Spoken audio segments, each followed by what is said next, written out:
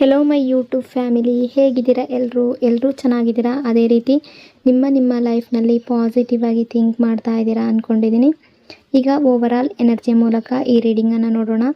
ಇದು collective timeless general reading ಆಗಿರುತ್ತೆ. General reading ಆಗಿರೋದ್ರಿಂದ ಜನರಲ್ ರೀತಿಯಲ್ಲಿ ನೀವು ಇದನ್ನು ಜಡ್ಜ್ ಮಾಡಬೇಕಾಗುತ್ತೆ.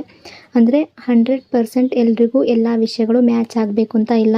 ಹಾಗಾಗಿ ನಿಮಗೆ ಎಷ್ಟು ವಿಷಯಗಳು ಮ್ಯಾಚ್ ಆಗುತ್ತೋ, ಎಷ್ಟು ಎನರ್ಜೀಸ್ಗಳು ಮ್ಯಾಚ್ ಆಗುತ್ತೋ ಅಷ್ಟನ್ನು ಮಾತ್ರ ತಗೊಂಡು ಬಾಕಿ ಉಳಿದಿರುವ ವಿಷಯಗಳನ್ನು ನೀವು ಅಲ್ಲಿಗೆ ಬಿಡಬೇಕಾಗುತ್ತೆ. ಈ ರೀಡಿಂಗಲ್ಲಿ ಬರುವ ಯಾವುದೇ ವಿಷಯಗಳನ್ನಾಗಲಿ ಫೋರ್ಸ್ಫುಲ್ಲಾಗಿ ನಿಮ್ಮ ಮೇಲೆ ನೀವು ಹಾಕ್ಕೊಳ್ಬಾರ್ದು. ಈಗ ಪ್ರೆಸೆಂಟ್ ಟೈಮಲ್ಲಿ ನಿಮ್ಮ ಎನರ್ಜಿ ಯಾವ ರೀತಿ ಇದೆ ಅಂತ ನೋಡೋದಾದರೆ, ನೀವು ಮನಸ್ಸಿನ ಒಳಗಡೆ ತುಂಬ ಎಮೋಷ್ನಲ್ ಆಗಿದ್ದೀರಾ. ಹೊರಗಡೆ ನೀವು ತುಂಬ ಸ್ಟ್ರಾಂಗ್ ಆಗಿ ಕಾಣ್ಬೋದು. ಆ ವ್ಯಕ್ತಿಯ ನೆನಪು ಆಗ್ತಾ ಇಲ್ಲ ಅಂತ ನೀವು ಬಿಹೇವ್ ಮಾಡಬಹುದು. ಬಟ್ ನಿಮ್ಮ ಮನಸ್ಸಿನಲ್ಲಿ ತುಂಬ ಫೀಲಿಂಗ್ಸ್ ನಡೀತಾ ಇದೆ. ನೀವು ಯಾರಿಗಾಗಿ ಈ ರೀಡಿಂಗ್ ನೋಡ್ತಾ ಇದ್ದೀರೋ ಆ ವ್ಯಕ್ತಿ ನಿಮ್ಮನ್ನು ಸರಿಯಾಗಿ ಅರ್ಥ ಮಾಡ್ಕೊಳ್ತಾ ಇಲ್ಲ ಅನ್ನೋ ಫೀಲಿಂಗ್ ನಿಮಗೆ ಜಾಸ್ತಿ ಇದೆ. ನೀವು ಏನು ಫೀಲ್ ಮಾಡ್ತೀರೋ ಅದು ನಿಮ್ಮ ಮನಸ್ಸಿನ ಒಳಗೆ ಕ್ಲಿಯರ್ ಆಗಿ ನಿಮಗೆ ಕಾಣಿಸ್ತಾ ಇದೆ. ಆದರೆ ಅದನ್ನು ಅವರು ಅರ್ಥ ಮಾಡ್ಕೊಳ್ಳೋದು ಅವರಿಗೆ ಕಷ್ಟ ಆಗ್ತಾ ಇದೆ. ನಿಮ್ಮ ಮನಸ್ಸು ಹೇಳ್ತಾ ಇದೆ, ನಾನು ತಪ್ಪು ಮಾಡಿಲ್ಲ, ನಾನು ನಿಜವಾದ ಪ್ರೀತಿ ಕೊಟ್ಟಿದ್ದೀನಿ, ನಾನು ನಂಬಿಕೆ ಇಟ್ಟಿದ್ದೀನಿ, ಆದರೆ ನನ್ನನ್ನು ಅವ್ರು ಯಾಕೆ ಅರ್ಥ ಮಾಡ್ಕೊಳ್ತಾ ಇಲ್ಲ? ಈ ರೀತಿಯ ಪ್ರಶ್ನೆಗಳು ನಿಮ್ಮ ಮನಸ್ಸಿನ ಒಳಗಡೆ ತುಂಬ ಕಾಡ್ತಾ ಇದೆ. ಕೆಲವೊಬ್ಬರ ಎನರ್ಜಿಯ ಪ್ರಕಾರ ತುಂಬ ಸ್ಟ್ರಾಂಗ್ ಸ್ಪಿರಿಚುವಲ್ ಎನರ್ಜಿ ಅನ್ನೋದು ಕಾಣಿಸ್ತಾ ಇದೆ. ಅಂದರೆ ದೇವರ ಕಡೆ ಗಮನ, ಪೂಜೆ, ಜಪ, ಧ್ಯಾನ, ದೇವಾಲಯಕ್ಕೆ ಹೋಗೋದು, ಮಂತ್ರ ಹೇಳೋದು, ಅಂದರೆ ದೇವಸ್ಥಾನಕ್ಕೆ ಹೋಗೋದು, ಈ ರೀತಿಯೆಲ್ಲ ನೀವು ದೇವರ ಕಡೆ ನಿಮ್ಮ ಗಮನ ತಿರುಗಿದೆ ಅನ್ನೋ ರೀತಿ ಕೂಡ ಕೆಲವರ ಎನರ್ಜಿ ರಿಫ್ಲೆಕ್ಟ್ ಆಗ್ತಾ ಇದೆ. ನೀವೀಗ ನಿಮ್ಮನ್ನು ಗಮನಿಸಿಕೊಳ್ಳೋ ಹಂತಕ್ಕೂ ಕೂಡ ಬಂದಿದ್ದೀರಾ. ಸಣ್ಣ ಸಣ್ಣ ವಿಷಯಗಳನ್ನು ನೀವು ಗಮನಿಸ್ತಾ ಇದ್ದೀರಾ. ನಿಮ್ಮ ಎಮೋಷನ್ಸನ್ನು ನೀವು ಅಬ್ಸರ್ವ್ ಮಾಡ್ತಾ ಇದ್ದೀರಾ. ಆದರೆ ಇದರಲ್ಲೂ ಕೂಡ ಒಂದು ನೋವನ್ನೋದಿದೆ. ನೀವು ಮನಸ್ಸಿನ ಒಳಗಡೆ ಒಂಟಿತನ ಅನುಭವಿಸ್ತಾ ಇದ್ದೀರಾ. ಇಲ್ಲಿ ರಿಲೇಷನ್ಶಿಪ್ಪಲ್ಲಿ ಎನರ್ಜಿಯನ್ನು ನೋಡೋದಾದರೆ, ನಿಮ್ಮ ರಿಲೇಷನ್ಶಿಪ್ಪಲ್ಲಿ ಅಪ್ ಆ್ಯಂಡ್ ಡೌನ್ ಕಾಣಿಸ್ತಾ ಇದೆ. ನಿಮ್ಮ ಲೈಫ್ನಲ್ಲಾಗಿರ್ಬೋದು, ನಿಮ್ಮ ರಿಲೇಷನ್ಶಿಪ್ಪಲ್ಲಾಗಿರ್ಬೋದು, ಈ ರೀತಿ ಅಪ್ ಆ್ಯಂಡ್ ಡೌನ್ ಆಗಿರೋ ರೀತಿ ಕಾಣಿಸ್ತಾ ಇದೆ. ಇಲ್ಲಿ ಕೆಲವು ವ್ಯಕ್ತಿಗಳ ಎನರ್ಜಿ ಪ್ರಕಾರ ಮ್ಯಾರಿಡ್ ಪರ್ಸನ್ ಕೂಡ ಇರಬಹುದು. ನೀವು ಹಸ್ಬೆಂಡ್ ವೈಫ್ ಆಗಿರ್ಬೋದು, ಕಪಲ್ಸ್ಗಳಾಗಿರ್ಬೋದು, ಅಥವಾ ಈ ವ್ಯಕ್ತಿ ಯಾವ ವ್ಯಕ್ತಿಗಾಗಿ ಈ ರೀಡಿಂಗನ್ನು ನೋಡ್ತಾ ಇದ್ದೀರೋ ಆಲ್ರೆಡಿ ಈ ವ್ಯಕ್ತಿ ಮ್ಯಾರಿಡ್ ಆಗಿರಬಹುದು. ನಿಮ್ಮಿಬ್ಬರ ರಿಲೇಷನ್ಶಿಪ್ಪಲ್ಲಿ ಏನೇ ಆಗಿದ್ರೂ ಕೂಡ ಆನ್ ಆ್ಯಂಡ್ ಆಫ್ ಸಿಚುವೇಶನ್ ಕೂಡ ಕ್ರಿಯೇಟ್ ಆಗ್ತಾ ಇದೆ. ಮಿಸ್ಅಂಡರ್ಸ್ಟ್ಯಾಂಡಿಂಗ್ ಅನ್ನೋದು ಬರ್ತಾ ಇದೆ. ಜಗಳ ಬಂದಿರಬಹುದು, ಮಾತಿಗೆ ನೋವು ಪಟ್ಟಿರಬಹುದು. ನೀವು ಎಮೋಷ್ನಲಿ ಡೌನ್ ಆಗ್ತಾ ಇದ್ದೀರಾ. ಸಣ್ಣ ವಿಷಯವು ನಿಮ್ಮ ಮನಸ್ಸಿಗೆ ದೊಡ್ಡದಾಗಿ ಕಾಣಿಸ್ತಾ ಇದೆ. ಯಾಕೆಂದರೆ ನೀವು ಈಗಾಗಲೇ ಮನಸ್ಸಿನ ಒಳಗಡೆ ತುಂಬ ನೋವಲ್ಲಿದ್ದೀರಾ. ನಿಮ್ಮ ಪಾರ್ಟ್ನರ್, ಈ ವ್ಯಕ್ತಿ ನಿಮ್ಮನ್ನು ಅರ್ಥ ಮಾಡ್ಕೊಳ್ತಾ ಇಲ್ಲ, ನಿಮ್ಮ ಫೀಲಿಂಗ್ಸ್ಗೆ ವ್ಯಾಲ್ಯೂ ಕೊಡ್ತಾ ಇಲ್ಲ ಅನ್ನೋ ಬೇಸರ ನಿಮಗೆ ತುಂಬ ಕಾಡ್ತಾ ಇದೆ. ನೀವು ಅವರಿಗೆ ಪ್ರೀತಿ ಕೊಡೋದಕ್ಕೆ ರೆಡಿ ಇದ್ದೀರಾ, ಸಮಯ ಕೊಡೋದಕ್ಕೆ ಇನ್ನೂ ಕೂಡ ರೆಡಿ ಇದ್ದೀರಾ, ಇನ್ನೂ ಕೂಡ ಅವರನ್ನು ಕಾಯ್ತಾ ಇದ್ದೀರಾ, ಸಪೋರ್ಟ್ ಕೊಡೋದಕ್ಕೆ ರೆಡಿ ಇದ್ದೀರಾ.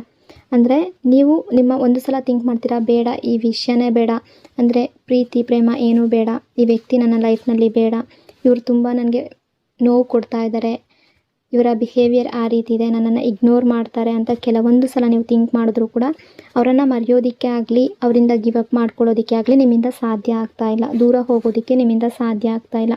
ಹಾಗಾಗಿ ಇನ್ನೂ ಕೂಡ ನೀವು ಅವರಿಗೆ ಪ್ರೀತಿ ಕೊಡೋದಕ್ಕೆ ರೆಡಿ ಇದ್ದೀರಾ.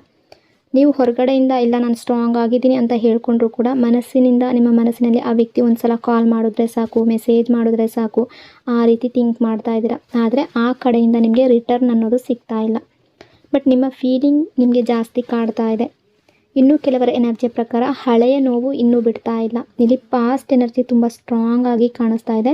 ನಿಮ್ಮ ಜೀವನದಲ್ಲಿ ಹಿಂದೆ ಏನೋ ಒಂದು ಘಟನೆ ನಿಮ್ಮನ್ನು ತುಂಬ ಹರ್ಟ್ ಮಾಡಿದೆ. ಅದು ಬ್ರೇಕಪ್ ಆಗಿರ್ಬೋದು, ಅಥವಾ ಈ ವ್ಯಕ್ತಿಯ ಕಡೆಯಿಂದ ಚೀಟಿಂಗ್ ಆಗಿರ್ಬೋದು, ಅಥವಾ ಈ ವ್ಯಕ್ತಿ ನಿಮಗೆ ಸುಳ್ಳು ಹೇಳಿರ್ಬೋದು, ಅಥವಾ ಫ್ಯಾಮಿಲಿಯಲ್ಲಿ ಯಾರಾದರೂ ನಿಮಗೆ ನೋವು ಕೊಟ್ಟಿರ್ಬೋದು, ರಿಲೇಟಿವ್ಸಲ್ಲಿ ಯಾರಾದರೂ ನಿಮಗೆ ಹರ್ಟ್ ಮಾಡಿರ್ಬೋದು. ನೀವು ಹೊರಗಡೆ ತೋರಿಸ್ದೇ ಇದ್ದರೂ ಕೂಡ ಮನಸ್ಸಿನ ಒಳಗಡೆ ಇಟ್ಕೊಂಡು ಕೂತ್ಕೊಂಡಿದ್ದೀರಾ.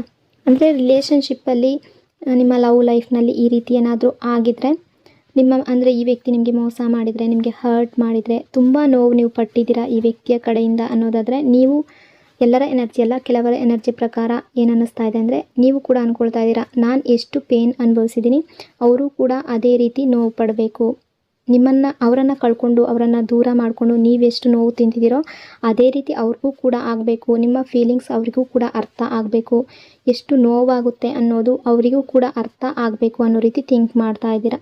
ಅಂದರೆ ನಿಮ್ಮ ವ್ಯಾಲ್ಯೂ ಅವರಿಗೆ ಗೊತ್ತಾಗಬೇಕು ಅಂತ ಅಂದ್ಕೊಳ್ತಾ ಇದ್ದೀರಾ, ಬೇರೆ ರೀತಿ ಕೆಟ್ಟದಾಗಲಿ ಅಂತ ಅಲ್ಲ. ನೀವು ಎಷ್ಟು ನೋವು ಪಟ್ಟಿದ್ದೀರೋ, ಎಷ್ಟು ಹರ್ಟ್ ಆಗಿದ್ದೀರೋ ಅದೆಲ್ಲವೂ ಅವರಿಗೂ ಕೂಡ ಅನುಭವಕ್ಕೆ ಬರಬೇಕು ಅನ್ನೋ ರೀತಿ ನೀವು ಥಿಂಕ್ ಮಾಡ್ತಾ ಇದ್ದೀರಾ. ವೇಟಿಂಗ್ ಎನರ್ಜಿ ಕೂಡ ನಿಮ್ಮ ಎನರ್ಜಿಯಲ್ಲಿ ಕಾಣಿಸ್ತಾ ಇದೆ. ನೀವು ಯಾರನ್ನೋ ತುಂಬ ಕಾಯ್ತಾ ಇದ್ದೀರಾ. ಈ ವ್ಯಕ್ತಿಯನ್ನೇ ಕಾಯ್ತಾ ಇರಬಹುದು. ಕಾಲ್ ಬರ್ತಾ ಇದೆಯಾ, ಮೆಸೇಜ್ ಬರ್ತಾ ಇದೆಯಾ, ಅವರು ಬರ್ತಾರಾ, ಕ್ಲಾರಿಫಿಕೇಷನ್ ಕೊಡ್ತಾರಾ ರಿಲೇಷನ್ಶಿಪ್ಪಲ್ಲಿ, ಈ ರಿಲೇಷನ್ಶಿಪ್ಪಲ್ಲಿ ಕಮಿಟ್ಮೆಂಟ್ ಕೊಡ್ತಾರಾ ಅನ್ನೋ ರೀತಿ ವೇಟಿಂಗ್ ಎನರ್ಜಿ ಕೂಡ ತುಂಬ ಸ್ಟ್ರಾಂಗ್ ಆಗಿ ಕಾಣಿಸ್ತಾ ಇದೆ.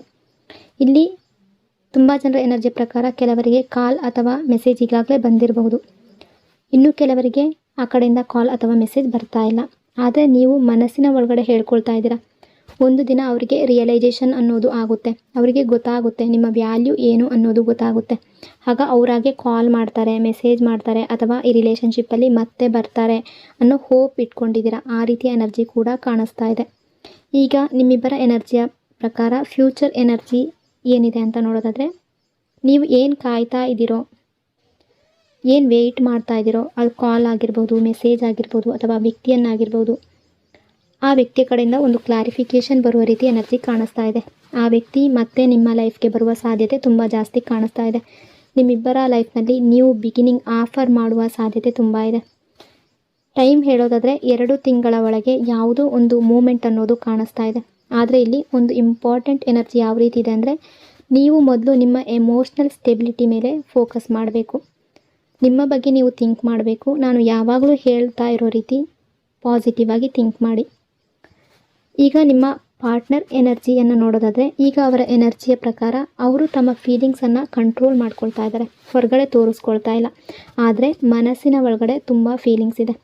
ಅವರಿಗೆ ರಿಯಲೈಸೇಷನ್ ಆಗ್ತಾ ಇದೆ, ನಾನು ತಪ್ಪು ಮಾಡಿದೆ, ನಾನು ಮಿಸ್ಟೇಕ್ ಮಾಡಿದೆ, ನಾನು ನನ್ನ ಪಾರ್ಟ್ನರ್ ಜೊತೆ ರೂಡಾಗಿ ಬಿಹೇವ್ ಮಾಡಿದ್ದೀನಿ, ಸುಳ್ಳು ಹೇಳಿದ್ದೀನಿ, ಅಥವಾ ಇವರು ಟ್ರಸ್ಟ್ ಬ್ರೇಕ್ ಮಾಡಿದರೆ ಅದು ತಪ್ಪು ಅಂತ ಅವರಿಗೆ ಈಗ ಅರ್ಥ ಆಗ್ತಾ ಇದೆ. ಸುಳ್ಳು ಹೇಳಿದರೆ ಅದು ತಪ್ಪು ಅಂತ ಗೊತ್ತಾಗ್ತಾ ಇದೆ. ಆದರೆ ಇವರು ಈಗಲೂ ಕೂಡ ಎಕ್ಸ್ಪ್ರೆಸ್ ಮಾಡ್ತಾ ಇಲ್ಲ. ಯಾಕೆಂದರೆ ಇವ್ರಿಗೆ ಗಿಲ್ಟ್ ಇದೆ. ಬಟ್ ನಿಮ್ಮನ್ನು ಫೇಸ್ ಮಾಡೋದಕ್ಕೆ ಭಯ ಆಗ್ತಾ ಇದೆ. ಬಟ್ ತುಂಬ ಜನರ ಎನರ್ಜಿಯ ಪ್ರಕಾರ ಈ ಪರ್ಸನ್ ಇವರು ನಿಮ್ಮನ್ನು ಸೋಷಿಯಲ್ ಮೀಡಿಯಾದಲ್ಲಿ ಸ್ಟಾಕ್ ಮಾಡ್ತಾ ಇದ್ದಾರೆ. ಸೋಷಿಯಲ್ ಮೀಡಿಯಾದಲ್ಲಿ ನೋಡ್ತಾ ಇದ್ದಾರೆ. ನಿಮ್ಮ ಸ್ಟೇಟಸ್ ನೋಡ್ತಾ ಇರಬಹುದು, ಫೋಟೋ ಅಪ್ಡೇಟ್ ಎಲ್ಲವನ್ನ ಗಮನಿಸ್ತಾ ಇದ್ದಾರೆ. ನಿಮ್ಮ ಎನರ್ಜಿ ಇವ್ರಿಗೆ ಮ್ಯಾಗ್ನೆಟಿಕ್ ಆಗಿ ಎಳೀತಾ ಇದೆ. ಇವರು ಅಂದ್ಕೊಳ್ತಾ ಇದ್ದಾರೆ, ನನ್ನ ಲೈಫ್ನಲ್ಲಿ ಇವರ ರೀತಿ ಯಾರೂ ಬಂದಿಲ್ಲ, ಅಂದರೆ ನಿಮ್ಮ ರೀತಿ ಯಾರೂ ಕೂಡ ಬಂದಿಲ್ಲ, ಆ ಪ್ಲೇಸ್ನ ಬೇರೆ ಯಾರಿಗೂ ಕೊಡೋದಕ್ಕೆ ಆಗೋದಿಲ್ಲ ಅನ್ನೋ ಫೀಲಿಂಗ್ ಇವರಿಗೂ ಕೂಡ ಇದೆ. ಲವ್ ಎನರ್ಜಿ ಅನ್ನೋದು ತುಂಬ ಸ್ಟ್ರಾಂಗ್ ಆಗಿ ಕಾಣಿಸ್ತಾ ಇದೆ. ಇವರಿಗೆ ನಿಮ್ಮ ಮೇಲೆ ಪ್ರೀತಿ ಅನ್ನೋದು ಕಡಿಮೆ ಆಗಿಲ್ಲ. ನಿಮ್ಮನ್ನು ತುಂಬ ಮಿಸ್ ಮಾಡ್ಕೊಳ್ತಾ ಇದ್ದಾರೆ. ಕೆಲವೊಮ್ಮೆ ಇವರು ಕೂಡ ನಿಮ್ಮ ಕಾಲ್ ಬರ್ತಾ ಇದೆಯಾ ಅಂತ ಮೊಬೈಲ್ ನೋಡ್ತಾರೆ, ಅಂದರೆ ಮೆಸೇಜ್ ಬರ್ತಾ ಇದೆಯಾ ಅಂತ ನೋಡ್ತಾರೆ. ಅವ್ರು ನಿಮ್ಮ ಹತ್ರ ಯಾವುದೇ ರೀತಿ ಬಿಹೇವ್ ಮಾಡ್ತಾ ಇರಬಹುದು. ಬಟ್ ಕೆಲವೊಂದು ಸಲ ಅವರು ಕೂಡ ನೋಡ್ತಾರೆ ಮೆಸೇಜ್ ಅಥವಾ ಕಾಲ್ ಬರ್ತಾ ಇದೆಯಾ, ಆ ರೀತಿ ನೋಡ್ತಾರೆ. ರೈಟ್ ಟೈಮ್ಗಾಗಿ ಕಾಯ್ತಾ ಇದ್ದಾರೆ ಅನ್ನೋ ರೀತಿ ಎನರ್ಜಿ ಕೂಡ ಕಾಣಿಸ್ತಾ ಇದೆ.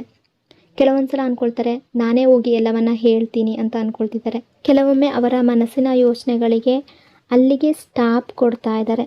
ಈಗ ನಿಮ್ಮ ರಿಲೇಷನ್ಶಿಪ್ಗೆ ಡಿವೈನ್ ಮೆಸೇಜ್ ಏನಿದೆ ಅಂತ ನೋಡೋದಾದರೆ, ನಿಮಗೆ ಯಾವುದು ಅನ್ಯಾಯ ಆಗಿದೆಯೋ ಅಥವಾ ಯಾವುದೇ ರೀತಿ ಮೋಸ ಆಗಿದ್ರೆ, ಚೀಟ್ ಆಗಿದ್ರೆ, ನ್ಯಾಯ ಜಸ್ಟಿಸ್ ಸಿಗುವಂತಹ ಸಮಯ ಬರ್ತಾ ಇದೆ. ಆದರೆ ನಿಮ್ಮ ಒಳಗಿನ ನೋವು, ಪೇನ್ ಏನಿದೆ ಅದನ್ನು ಬಿಟ್ಬಿಡಿ. ನಿಮ್ಮ ವ್ಯಾಲ್ಯೂ ನಿಮಗೆ ಗೊತ್ತಿರಬೇಕು. ನೀವು ಕಾಯ್ತಾ ಇದ್ದ ಪ್ರೀತಿ, ನೀವು ಕಾಯ್ತಾ ಇದ್ದ ಕೇರ್, ಅಟೆನ್ಷನ್ ಅದು ನಿಮ್ಮ ಜೀವನದಲ್ಲಿ ಬರುವ ರೀತಿ ಎನರ್ಜಿಯಿಂದ ಶೋ ಆಗ್ತಾ ಇದೆ. ನಿಮ್ಮ ಎಮೋಷನ್ಸ್ನ ನೀವು ಕಂಟ್ರೋಲ್ ಮಾಡ್ಕೊಳ್ಳಿ. ಪಾಸ್ಟ್ ನೋವು ಏನಿದೆ, ಪಾಸ್ಟ್ನ ಪೇನ್ ಏನಿದೆ ಅದನ್ನು ಬಿಡುವ ಪ್ರಯತ್ನ ಮಾಡಿ. ದೇವರ ಮೇಲೆ ನಂಬಿಕೆ ಇಡಿ. ದೇವರ ಮೇಲೆ ನಂಬಿಕೆ ಇಟ್ಟರೆ ಎಲ್ಲವೂ ಕೂಡ ಸರಿಯಾಗೇ ಆಗುತ್ತೆ. ನಿಮ್ಮ ಸೆಲ್ಫ್ ರೆಸ್ಪೆಕ್ಟ್ ಕಾಪಾಡ್ಕೊಳ್ಳಿ. ಅವರು ಬರ್ತಾರಾ ಇಲ್ವಾ ಅನ್ನೋದಕ್ಕಿಂತ ನೀವು ಸ್ಟೇಬಲ್ ಆಗಿ ಇರಿ. ನಿಮ್ಮ ಮನಸ್ಸು ಅನ್ನೋದು, ಹೃದಯ ಅನ್ನೋದು ತುಂಬ ಪ್ಯೂರ್ ಆಗಿದೆ. ನಿಮ್ಮ ಪ್ರೀತಿ ನಿಜವಾಗಿದ್ದರೆ, ನಿಮ್ಮ ಉದ್ದೇಶ ಸ್ವಚ್ಛ ಆಗಿದ್ದರೆ, ಶುದ್ಧವಾಗಿದ್ದರೆ, ನಿಮ್ಮ ಜೀವನದಲ್ಲಿ ಬೆಳಕು ಅನ್ನೋದು ಬಂದೇ ಬರುತ್ತೆ. ನೀವು ಕಾಯ್ತಾ ಇದ್ದ ಆನ್ಸರ್ ನಿಮಗೆ ಸಿಕ್ಕೇ ಸಿಗುತ್ತೆ. ಯಾವುದು ಬೇಕು ಅಂತ ನೀವು ಆಸೆ ಇಟ್ಕೊಂಡಿದ್ರೋ ಅದು ನಿಮ್ಮ ಹತ್ರ ಬಂದೇ ಬರುತ್ತೆ. ಸೊ ಇಷ್ಟೆಲ್ಲ ವಿಷಯಗಳು ಈ ರೀಡಿಂಗಲ್ಲಿ ರಿಫ್ಲೆಕ್ಟ್ ಆಗ್ತಾ ಇದೆ. ಐ ಹೋಪ್ ಈ ರೀಡಿಂಗ್ ನಿಮಗೆ ಇಷ್ಟ ಆಗಿದೆ ಅಂದ್ಕೊಂಡಿದ್ದೀನಿ. ಇಷ್ಟ ಆಗಿದರೆ ಕಮೆಂಟ್ನಲ್ಲಿ ಕ್ಲೈಮ್ ಮಾಡ್ಕೊಳ್ಳಿ. ಅದೇ ರೀತಿ ವಿಡಿಯೋನ ಲೈಕ್ ಮತ್ತು ಶೇರ್ ಮಾಡೋದ್ರ ಜೊತೆಗೆ ವಿಡಿಯೋನ ಹೈಪ್ ಕೂಡ ಮಾಡಿ. ಈ ಚಾನಲ್ನ ಫಸ್ಟ್ ಟೈಮ್ ವಿಸಿಟ್ ಮಾಡಿದರೆ ಸಬ್ಸ್ಕ್ರೈಬ್ ಮಾಡಿಕೊಂಡು ಕನೆಕ್ಟ್ ಆಗಿ. Thank you so much. ಇನ್ನೊಂದು ಪವರ್ಫುಲ್ ಡೀಪ್ ರೀಡಿಂಗ್ನೊಂದಿಗೆ ಮತ್ತೆ ಸಿಗ್ತೀನಿ. Until then take care.